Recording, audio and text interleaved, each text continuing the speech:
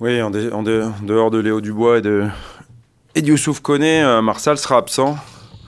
Je pense qu'il a un petit souci musculaire de mollet à nouveau.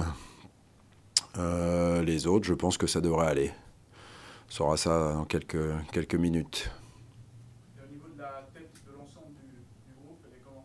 Avec tout ce qui s'est passé entre la qualification et tout ce qui s'est passé après. Bah, il faut qu'elle soit positive, heureuse, fière de cette qualification, faire partie des 16 meilleures équipes en Europe, c'est pas rien. Le président l'a rappelé. En plus, c'est pas la première fois que Lyon se qualifie pour les huitièmes de finale. Je pense qu'on est le meilleur club français dans ce résultat-là. Donc il faut qu'il y ait cette fierté. Et puis après, effectivement, il y a ce qui s'est passé après le match. Ça a beaucoup fait parler, fait écrire. C'est surtout, effectivement, les dirigeants qui sont nos dirigeants qui se sont exprimés. Et puis c'est beaucoup plus simple que ce soit eux qui gèrent ça, parce que qu'est-ce qu'on perd comme énergie et comme temps à devoir parler de ça, essayer de gérer ça. Et moi, j'ai surtout un match à gagner dimanche contre Rennes.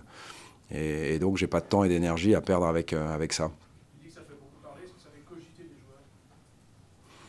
Non, avec les joueurs, on parle de tout, parce que c'est logique. On a déjà parlé, bien évidemment, mercredi matin sur le débriefing. Et donc voilà, maintenant il faut qu'on prépare très très sérieusement la venue de Rennes. On veut absolument gagner ce match-là, parce que on n'est pas à la place où on veut être en championnat. 7e, c'est pas suffisant. Et si on bat Rennes, on sait qu'on pourrait avoir de nouveau la possibilité de gravir quelques échelons au classement, et c'est ce qu'on veut. Donc il faut absolument qu'on se concentre que là-dessus. Est-ce que c'est pour cette raison-là que tu as décidé hier de leur accorder le repos? Non, c'était déjà prévu. Je pense que on a 9 matchs en 27 jours ou en 28 jours. On en a joué 6. On se voit tous les jours, donc au bout d'un moment, ça devient nécessaire de ne pas se voir au moins pendant une journée. Je pense que tout le monde en profite sur le fait de voir ses proches, sa famille, parce que voilà, il faut juste se rendre compte. On voit toujours le bon côté des choses. Ah oui, footballeur professionnel, c'est super. Il y a plein de choses positives, mais il y a aussi beaucoup de sacrifices. Et les joueurs les font, évidemment, puisqu'ils n'ont pas le choix. C'est tellement bienvenu aussi par rapport à une tension qu'aurait pu générer Non. dans le plat, quand la famille d'un joueur met en cause un de ses coéquipiers sur les réseaux sociaux, que hier c'est peut-être une petite journée de repos pour écarter la gestion de cette problématique-là, c'était peut-être aussi bienvenu. Oui, mais de toute façon, non, c'est pas spécialement bienvenu, parce que de toute façon, il faut l'aborder. Voilà. Après, Marcelo est responsable que de lui-même. Je veux dire, moi, si un jour, maman, désolé, je te mets dans le coup, mais si un jour ma mère, parce qu'il risque pas d'arriver, mais tweet quelque chose, ça sera pas moi le responsable. Mais par contre, je m'en expliquerai avec elle, et Marcelo l'a fait aussi en interne. Non, ce qui est important, bien sûr, c'est que on a un groupe de joueurs qui est capable de gagner des matchs si ils sont dans les meilleures conditions tous, et on peut pas se permettre de laisser quelqu'un au bord de la route, parce que demain, si je perds Jason Denayer et Joachim Andersen, à moins qu'il y en ait un de vous qui se découvre, voilà, j'ai un candidat là, défenseur central, mais mais voilà, ça devient compliqué. On est obligé de se protéger et de protéger tous les joueurs, quoi, parce qu'ils sont très très importants. Et les victoires de demain, elles ne se construiront que si on a tout le groupe, ou que si j'ai tout le groupe à ma disposition. J'ai déjà des problèmes de latéraux, donc c'est pas pour s'inventer aussi d'autres problèmes ailleurs. C'est donc sensible la question qu'on aurait pu poser pour toi, mettre de côté entre guillemets Marcelo dans l'optique du match de dimanche. C'est inconcevable, ouais, bien évidemment que c'est inconcevable. Vous l'avez rencontré, je crois, vous avez discuté avec lui. Oui, oui, bien sûr. Je discute avec tous mes joueurs et tout. Ben, il souffre, bien évidemment qu'il souffre. Comment vous voulez qu'il souffre pas quand vous avez votre épouse au stade, vos enfants, et que vous êtes traité de cette manière-là. Voilà, c'est dur, c'est terrible, ça devrait même pas exister. Voilà, reprenez les déclarations de Memphis, de Paille. voilà, qui a été assez exceptionnelle après le match pour dire combien elle était fière de la qualif, mais combien elle était triste aussi de voir qu'elle a été un peu gâchée, bien évidemment, par ce qui s'est passé.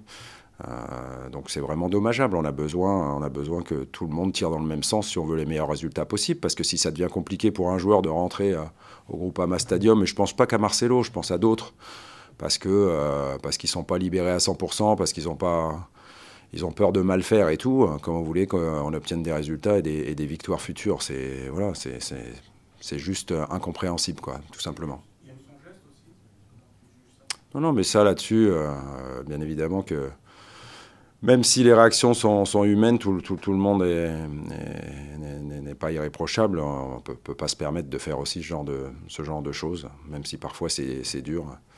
Mais voilà, encore une fois, si vous voulez bien qu'on parle un peu de Rennes et pas que des épisodes d'après-match, ou de rappeler qu'effectivement, lundi, il y aura un tirage peut-être plutôt sympa à suivre, ça pourrait être plutôt le bienvenu.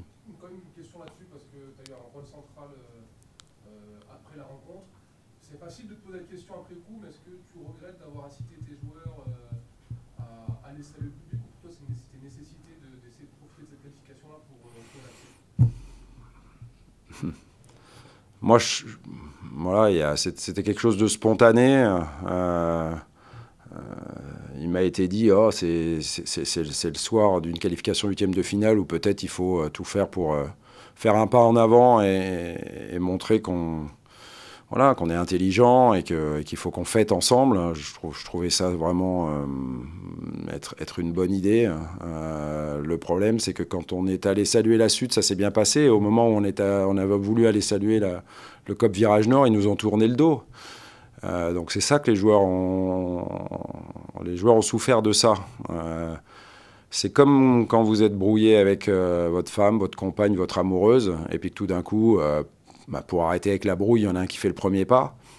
Et si le jour où il y en a un qui fait le premier pas, l'autre ne l'accepte pas, ça devient compliqué, quoi. C'est un peu comme ça que moi je l'ai vécu, ce désaveu. Donc quelque part, oui, j'ai regretté au départ de demander aux joueurs d'aller saluer le public parce que ça s'est fini comme ça.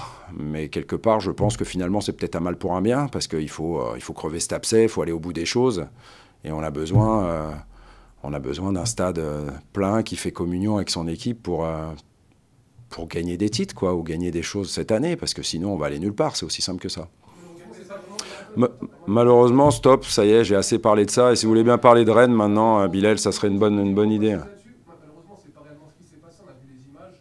C'est que tu as demandé à tes joueurs d'aller jusqu'au 18 mètres, ce qu'ils ont fait avec le virage sud, et ce qu'ils n'ont pas fait avec le virage. Mais pourquoi ils l'ont pas fait avec le virage nord? Parce qu'il nous a tourné le dos. Ils ont réclamé. Au contraire, on entend aussi. Non, moi je l'ai vécu en direct. Reprenez bien les choses et soyez juste. Les joueurs ne voulaient pas aller. Non, Écouter les joueurs. non, mais après ils m'ont écouté, les joueurs. Après ils m'ont écouté. Virage sud. Non, pour les deux virages, ne dites pas de bêtises, s'il vous plaît. Attention, c'est de la désinformation, ce que vous êtes en train de faire. C'est ce que j'ai vu un petit peu. Il y a eu un reportage qui disait que ils sont allés au 18 mètres du côté de la Sud et qu'ils ne voulaient pas aller au nord. Pas du tout. Ils y allaient au nord. Et ils y allaient pour saluer, pour fêter avec le COP Virage Nord. Sauf qu'au moment où on y est allé, ils nous ont tourné le dos. Et c'est là où je vous parle de relations amoureuses. Quand il y a quelqu'un qui fait le premier pas, il faut accepter. Voilà, on a besoin de tout le monde. On sait l'ambiance que ça peut être. D'ailleurs, l'ambiance, parce qu'il faut aussi dire des choses positives. La deuxième période, elle a été fantastique. Voilà, dès qu'Oussem a marqué un but de Champions League, mais le stade, il a explosé, il est devenu positif, il a poussé tout le monde. Le sud, le nord, l'est et l'ouest, tout le monde a poussé en même temps. Et ça nous a permis, grâce à Memphis Depay, d'égaliser et justement de se qualifier pour les huitièmes de finale. Donc ça aurait dû être une fête après. Et malheureusement, ça ne s'est pas passé comme ça. Mais dans la vie, quand il y a des problèmes, il faut trouver des solutions. Et des solutions, on en trouvera. Parce qu'il n'y a que comme ça qu'on va arriver à être tous ensemble pour le maillot de l'Olympique Lyonnais et pour faire les meilleurs résultats possibles. Sinon, franchement, ça va être compliqué. Et justement, pour se projeter sur le match de Rennes, quel message il y a lancé, peut-être qu'il veut lancer ou que les joueurs veulent lancer au niveau des supporters? Je sais pas, mais on a déjà, je vous rappelle quand même qu'on va fêter Bernard Lacombe. Donc, c'est quand même pas rien. Moi, j'ai des images de lui. Voilà, c'est un grand monsieur, c'est un grand attaquant. Il a gagné plein de titres. Voilà, je me rappelle de son but le plus rapide en Coupe du Monde. Ça a été un international français de haut niveau. Et puis, je ne sais pas combien d'années il a passé ici. Vous savez mieux que moi, c'est 30 ans, c'est 40 ans, j'en sais rien, mais c'est quelqu'un qu'il faut qu'on fête. Donc, je crois d'ailleurs qu'il y a une partie de la Sud qui sera à huis clos, non? Déjà, ça, c'est dommageable, parce que pour fêter Bernard, ça aurait été bien que tout le stade soit là. Bon, c'est comme ça, on ne choisit pas non plus toujours les moments. Mais il faut que ce soit une belle fête. Et pour que ce soit une belle fête, il faut aussi qu'on soit capable de lui offrir une victoire contre une équipe de Rennes, puisque vous me posez la question, qui est en forme, qui vient de gagner 4 matchs de suite. Et donc, il va falloir qu'on soit à notre meilleur niveau, on va dire techniquement, tactiquement, mais aussi psychologiquement. Donc, psychologiquement, c'est important que les joueurs continuent à démontrer ce qu'ils ont démontré en deuxième période, de la solidarité, de la cohésion, de la combativité, et puis une envie folle voilà, d'obtenir des résultats. Et dimanche, on en aura vraiment besoin. Jusqu'ici, vous n'avez pas, enfin, nous, on n'a pas encore gagné. Vous êtes 7e au classement, on n'a pas encore gagné face aux 6 premiers. Il ne reste plus que Rennes que vous n'avez pas encore affronté. Est-ce que ça peut être un ressort pour vous, pour motiver un peu les joueurs, ou pour les titiller, pour aller chercher quelque chose? Je n'y ai pas pensé, donc si vous me donnez une bonne idée, qu'elle me paraît pertinente, pourquoi pas la reprendre. Ce qui est certain, c'est que voilà, on veut enchaîner. Il faut qu'on surfe sur cette qualification pour les huitièmes de Champions League, pour que ça continue à améliorer notre niveau de confiance et notre niveau de détermination et d'exigence vis-à-vis de nous-mêmes, quoi. Voilà, on veut être plus continu dans ce qu'on fait, et si on s'en réfère qu'aux choses du terrain et de la deuxième période de mardi, ça peut nous aider, oui. Est-ce qu'il y a un travail plus psychologique dans les têtes à faire d'ici dimanche, rapport à toute la semaine, tout ce qui se passe? C'est vraiment... C'est ce que je vous dis, on va essayer de ne pas perdre trop de temps et d'énergie, mais on aborde les choses. Ce qu'il faut, c'est pas donner plus d'importance et plus de temps à ces choses extrasportives qu'aux sportifs, parce que sinon on se trompe d'objectif. Donc une fois que ce sera abordé et qu'on aura effectivement parlé de ça, il faut absolument qu'on parle terrain, qu'on prépare le match de dimanche de manière tactique dès cet après-midi. Et quand moi, je fais beaucoup du jeu, est-ce que vous, personnellement, vous trouvez quand même qu'on est sévère sur le jeu de Lyon, ou est-ce que vous estimez que, effectivement, vous pouvez faire beaucoup mieux que ça? Bien sûr qu'on peut faire beaucoup mieux. Je vous l'ai dit déjà, on peut être déjà beaucoup plus continu dans le même match. On ne peut pas faire une première période fébrile comme on l'a faite mardi, et puis c'est pas arrivé que mardi. Et puis une deuxième période brillante où tout d'un coup... on est un rouleau compresseur, on avance, on marche sur l'adversaire, on marque des buts et on démontre une envie folle là où le ballon brûlait les pieds en première période. Donc on a eu des matchs pleins, il faut s'en servir et après, voilà, faut pas oublier, c'est ce que je vous disais, dans les conditions dans lesquelles le club était. Voilà, très très proche des dernières places, avec un début de saison, là, on n'avait pas gagné beaucoup de matchs, et de ça il faut se remettre petit à petit, tranquillement, et ça se fait pas un coup de baguette magique. Donc il faut que tous les joueurs individuellement voilà, s'appuient sur leurs partenaires à côté. Il y a du talent dans toutes les lignes, mais la tête est importante. Donc plus on aura d'événements positifs sur lesquels on peut s'appuyer, et mieux on se portera.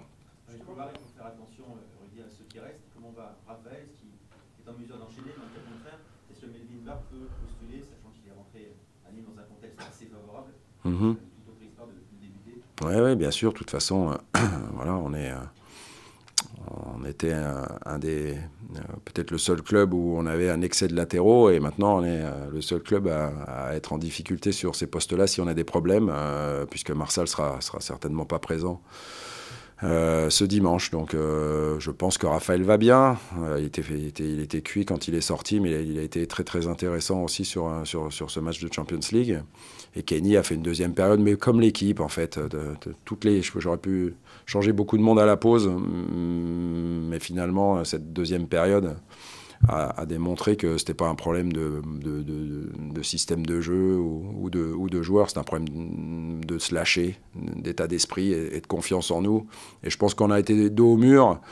Une fois qu'on s'est rendu compte que c'était encore possible de revenir et de se qualifier, alors on s'est lâché, on a fait une bonne deuxième période. Donc c'est bien pour Kenny, c'est bien pour Rafa, et je pense qu'ils vont bien, même s'il faudrait que je les mette un peu dans le formol d'ici dimanche pour qu'il n'arrive pas d'autres problèmes, quoi.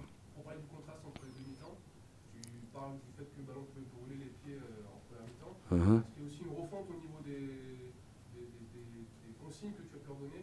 On a vu notamment Parmétan qui avait cette volonté parfois de jouer long. On a vu Thiago Mendes qui a systématiquement décroché les pas et demandé à Joachim de jouer long. Est-ce que c'était une consigne ou vraiment parce que vraiment leur couler les pieds, il y avait cette volonté de vite balancer Non, on a fait des erreurs techniques ou des erreurs de dribble dans des endroits où on ne devait pas dribbler, qui nous ont exposés à la qualité du pressing de Leipzig. Donc c'est surtout ça qui a changé en deuxième. On a été beaucoup plus sûr de nous, on a joué beaucoup plus juste. On a continué à leur mettre quelques ballons dans le dos du côté de Martin Terrier, notamment parce que Martin va vite et qu'il était capable de nous refaire monter le bloc et d'aller jouer chez eux, là où c'est beaucoup moins risqué de perdre le ballon.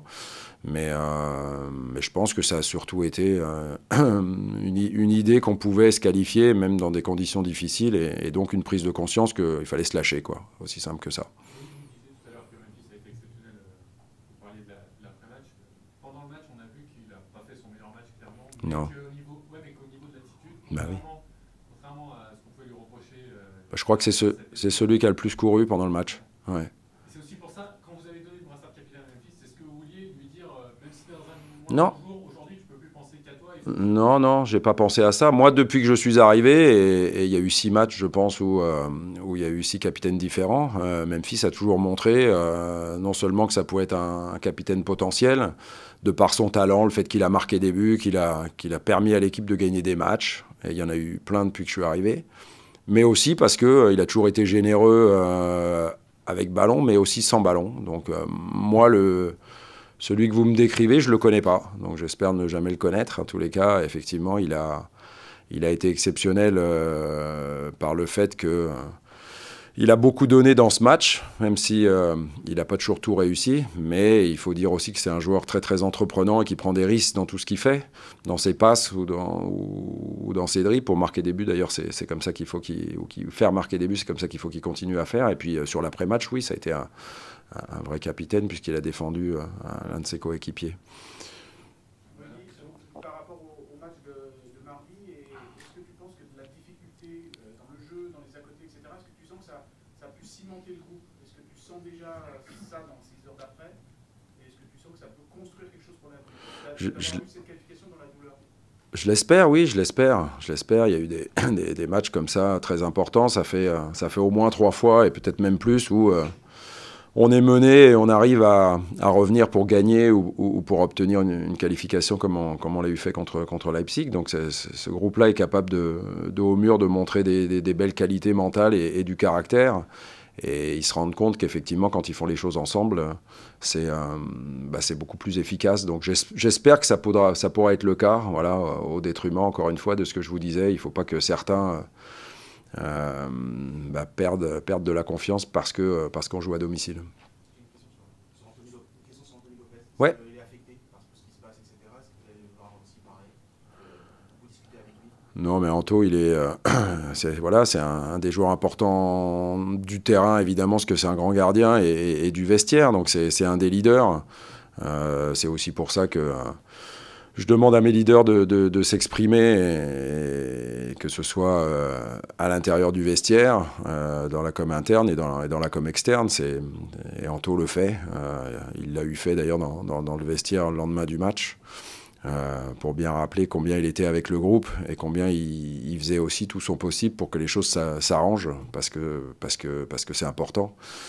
Et voilà, donc on avance tous ensemble dans la même direction avec parfois des aléas et des difficultés. C'est vrai que c'est un peu surréaliste de fêter une qualification pour les 8e de finale de Champions League dans cette situation-là, ou ce qu'on a pu vivre. Mais encore une fois, j'espère que ce sera un mal pour un bien et qu'on va pouvoir être tous ensemble à l'avenir pour aller chercher des victoires.